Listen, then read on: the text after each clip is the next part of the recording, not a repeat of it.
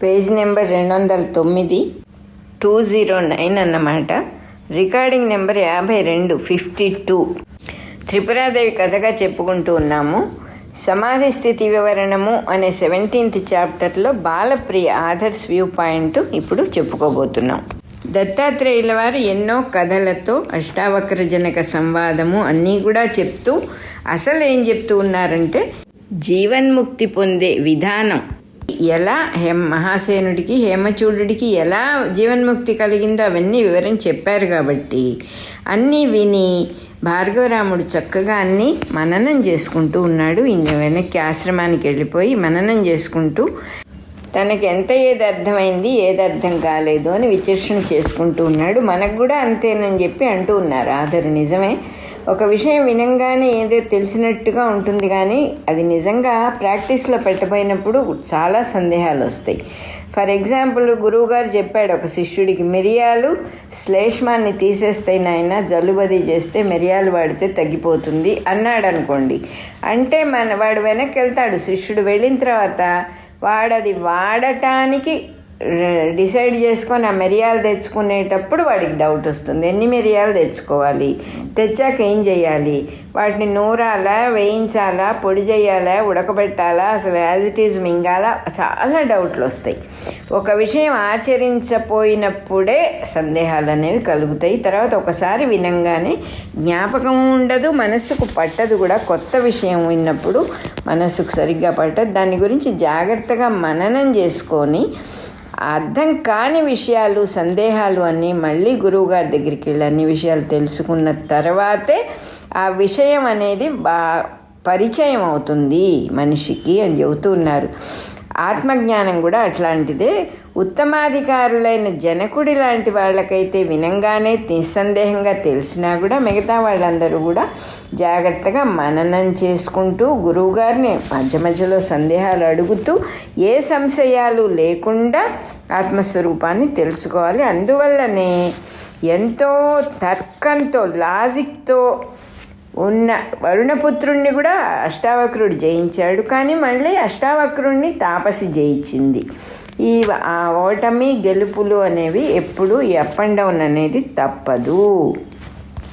తెలియని విషయాల్ని చక్కగా గురువుగారి దగ్గర వచ్చి నాకు ఇంత మటుకు తెలిసింది, మిగతావి తెలియజెప్పమని అడిగి తెలుసుకోవాలి, కానీ పొరపాటుగా గ్రహించకూడదు.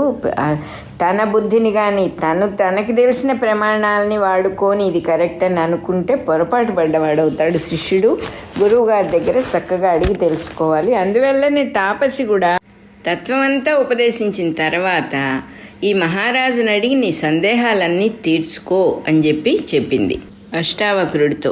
మహారాజుని అడిగి ఇంకా వివరంగా తెలుసుకో అని చెప్పి వెళ్ళింది ఆవిడ. అంటే మనకి కూడా అది మార్గదర్శకము అని చెప్పి చెబుతూ ఉన్నారు. మనం కూడా ఒక విషయం చక్కగా తెలుసుకోవాలి, కానీ తెలిసి తెలియకుండా, లేకపోతే ఒక సమాధానం ఒకళ్ళ దగ్గర, సందేహం ఇంకోళ్ళ దగ్గర అలా చేయకూడదు. ఎవరు మనకి చెప్పారో వాళ్ళని, ఆ గురువునే అడిగి మన సందేహాలన్నీ తీర్చుకొని చక్కగా మంచి దోవలోకి వెళ్ళాలి అని చెప్పి చెబుతూ ఉన్నారు. అట్లాగే ఈ తాపసి అడిగే ప్రశ్నకు కూడా సమాధానం తెలియలేదు అని తెలుసుకోగానే అష్టావక్రుడు చాలా చక్కగా వినయంగా, అమ్మ నువ్వు అడిగింది నాకు తెలియలేదు, నేను నీకు శిష్యుని అవుతున్నాను, అది ఎలా నిరూపిస్తారో చెప్పమ్మా అని చక్కగా వినయంగా ప్రార్థించాడు.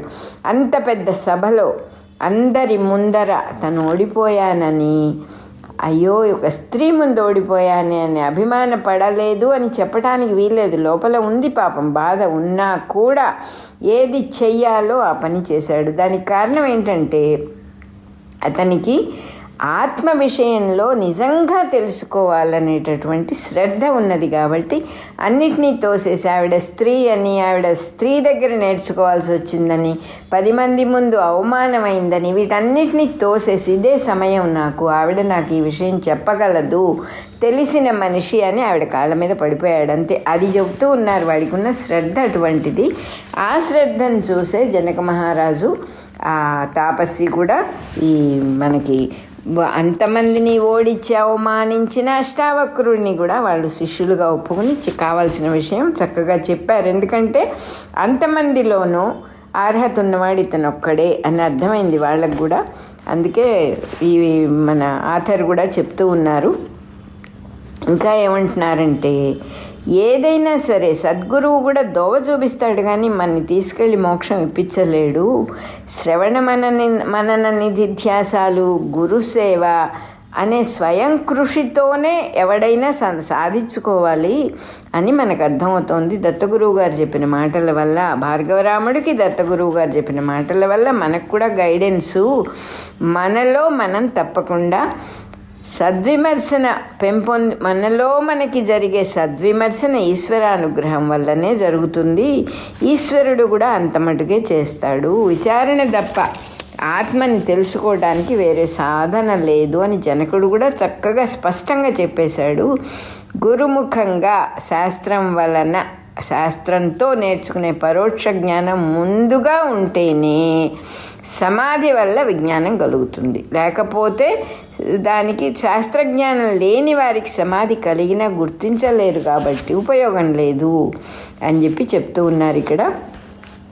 అష్టావక్రుడు అడిగిన ప్రశ్నలన్నిటికీ సమాధానాలు చెప్పి చిట్ట చివరికి జనకుల వారు, ఇప్పుడు నువ్వు విన్నదాన్ని మళ్ళా విచారించు, మళ్ళీ ఆత్మతత్వాన్ని తెలుసుకొని జాగ్రత్తగా కృతార్థులవు కాగలవు, పిమ్మట ఆత్మతత్వాన్ని తెలుసుకొని కృతార్థులవు కాగలవని చెప్పి పంపించారు ఆయన. కాబట్టి విచారణ, మననము అవి తప్ప ఆత్మజ్ఞానాన్ని పొందటానికి వేరే మార్గం లేదు.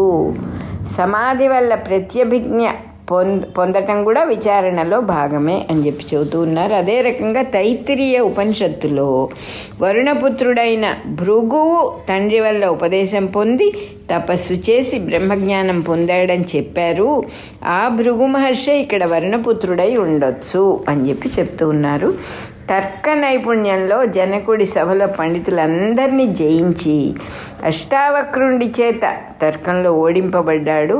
అష్టావక్రుడు తాపసి చేత ఓడింపబడ్డాడు. యుద్ధంలో లాగా ఈ వాదాల్లో కూడా జయాపజయాలు చాలా సహజం కాబట్టి ఇది మనం అనుసరించాల్సిన దోవ కాదు. సాధకులు ఈ వాదాపవాదాల్లో ప్రవేశించడం అంత మంచి పద్ధతి కాదు అన్నట్టుగా ఇక్కడ ఇండికేట్ చేశారు.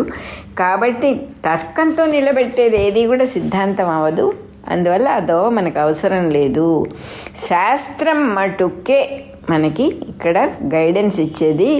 చక్కగా శాస్త్రంలో ఏదైతే చెప్పారో ఆత్మతత్వాన్ని గుర్తించి సరైన యథార్థమైన ఆత్మసాక్షాత్కారం అయిపోయి హృదయ గ్రంథి విచ్చిపోయి, అంటే ఆ ముళ్ళన్నీ ఊడిపోయి అన్ని సంశయాలు తొలగిపోతేనే ఆత్మజ్ఞానం, అజ్ఞానం నశించి ఆత్మజ్ఞానం ప్రకాశిస్తుంది.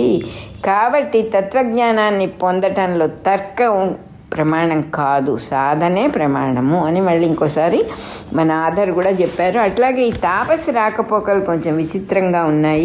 ఆవిడ రాకకు కారణం ప్రత్యేకంగా మనకేమీ తెలియటం లేదు. ఎందుకు వచ్చింది, ఎందుకు వెళ్ళిపోయింది అనేది ఎక్కడా రాయలేదు.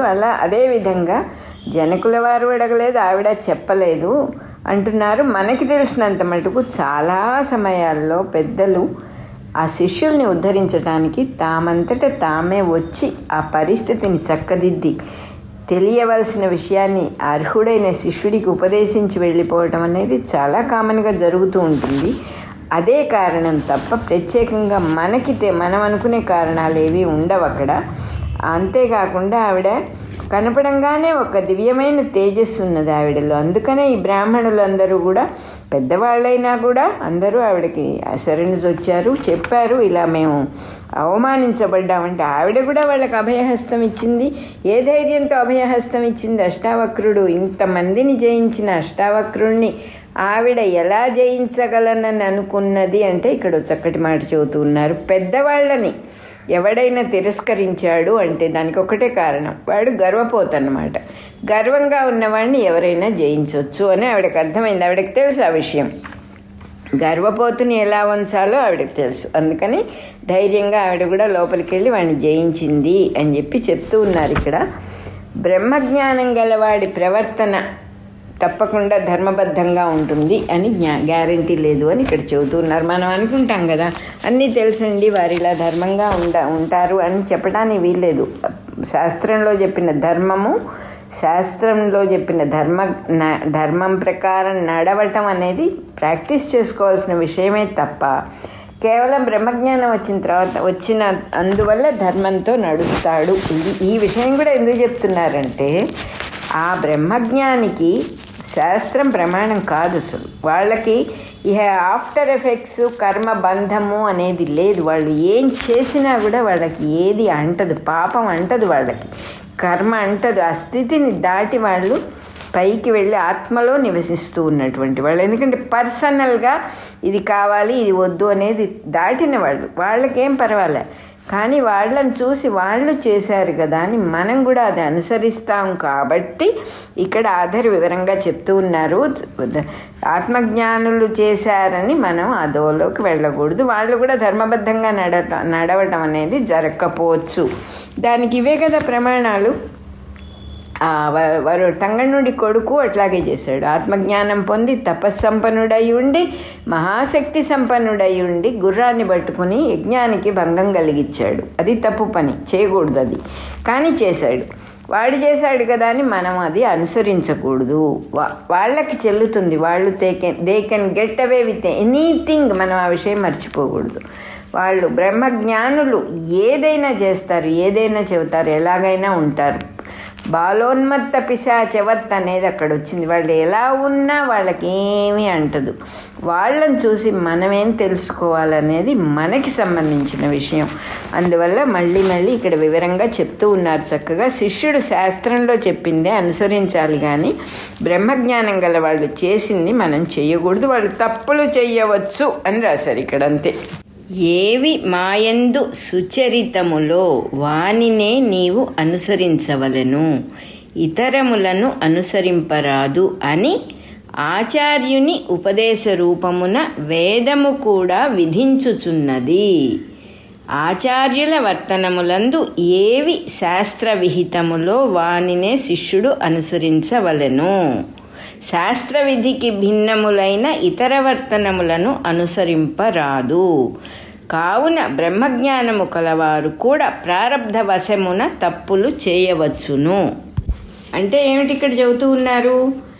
ఏవి సుచరితములో చక్కని చరిత్ర ఉన్నటువంటి పనులు బ్రహ్మజ్ఞానులు చేసినవే ఆచార్యుడు చక్కని చరిత్ర కలిగిన సుచరిత్రములైనటువంటి పనులు ఆచార్యుడు చేసిన వాటిని అనుసరించవచ్చు. కానీ అనేకం చేస్తారు ఆ బ్రహ్మజ్ఞానులకి. ఇంకా వాళ్ళకి చిన్నపిల్లల్లాగా స్వతంత్ర ప్రవర్తన ఉంటుంది వాళ్ళకి. అవి ఎవరు కూడా చెయ్యకూడదు. వాళ్ళు చేశారు కదా అని మిగతా ఎవరు చేయకూడదని చెప్పి ఆచార్యుడు చెప్పినట్టుగా, అంటే పెద్దలు చెప్పినట్టుగా, గురువు చెప్పినట్టుగా వేదం విధిస్తోంది అంటున్నారు. వేదం విధించటం అంటే దాన్ని దాటకూడదు. ఆ మాట మనం దాటకూడదు. బ్రహ్మజ్ఞానుల ప్రవర్తన ఎట్లా ఉన్నా మనం వాళ్ళని మంచి విషయాలు ఏమన్నా ఉంటే అనుసరించాలి, కానీ మిగతా ఏదైనా చూసినప్పుడు వాళ్ళు చేశారు కదా అని మనం చేస్తే వాళ్ళు ఒక్కొక్కప్పుడు దైవ దూషణ కూడా చేయటానికి అవకాశం ఉంది. చెప్తూ ఉన్నారు కదా, ప్రారబ్ధవశంలో తప్పులు చేస్తారు అని. వాళ్ళు దైవాన్ని దూషించారు కదా అని